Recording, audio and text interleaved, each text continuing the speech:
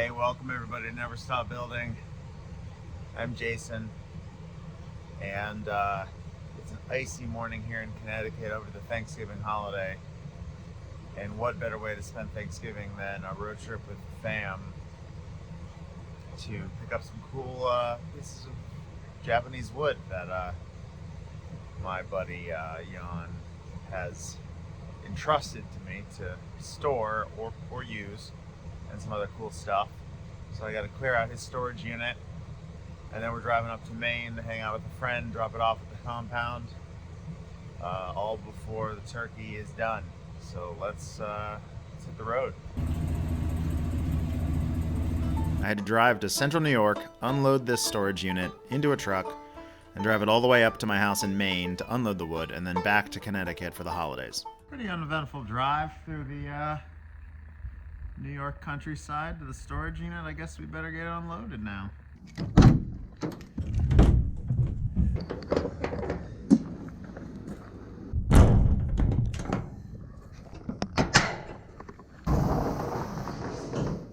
Oh boy. We got a lot of stuff here. Oh boy.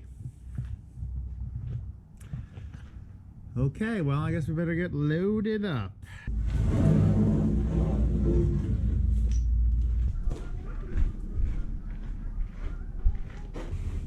Is it fun to run around? Oh, it's heavy. Big, heavy wood. Heavy.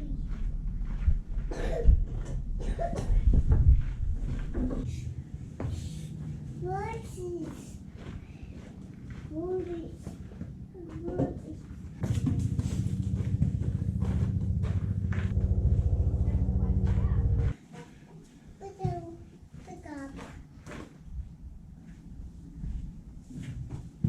This isn't just any wood. The reason it's worth all this headache is because most of it is either clear vertical grain yellow cedar or Port Orford cedar, and much of it is prepped to be super high quality planing beams for a planing competition called Cedar, which I recently made a little video about, and I'm hoping to host one someday in Maine.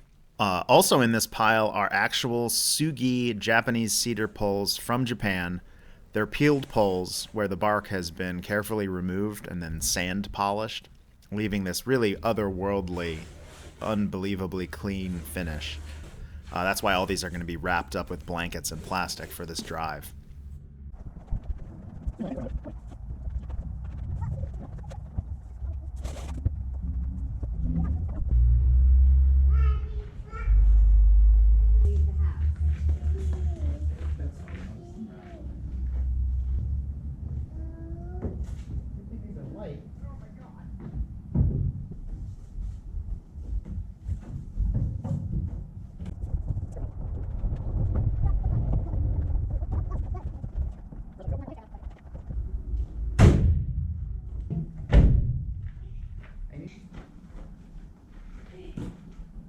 All loaded up, filled as much wood as we can in this U-Haul. I'm glad I didn't end up putting it on the roof. I didn't want to get in trouble for that.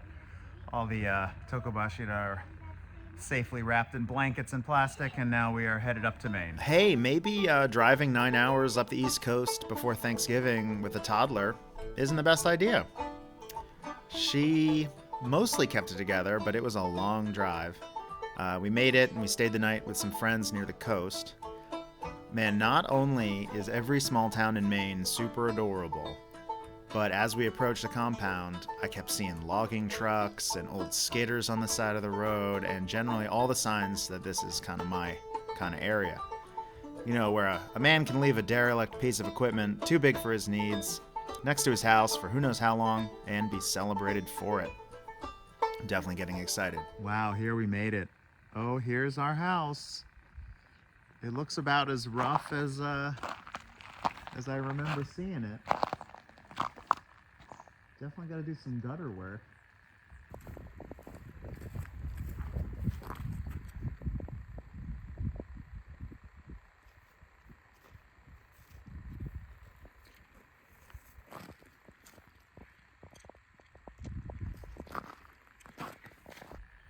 Crazy. So I guess we better unload the wood then.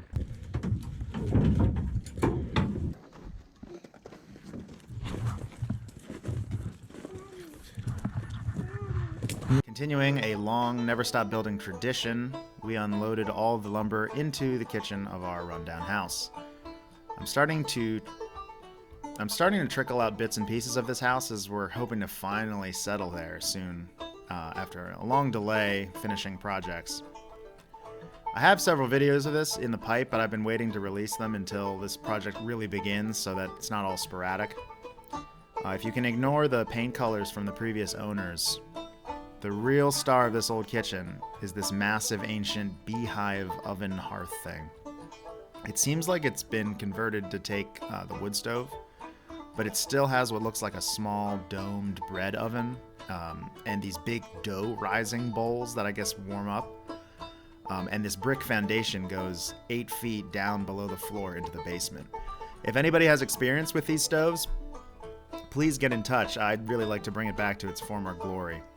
This kitchen's going to be a huge, big project to open up and restore, but it's going to be such a joy to do so. All the wood is in. I've made a promise that this will not be the permanent storage location for this wood.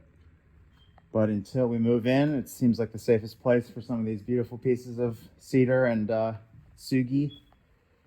Oh man, we got a lot of work ahead of us in this house. Holy moly. Holy moly indeed. Get it cozy and then get it fixed.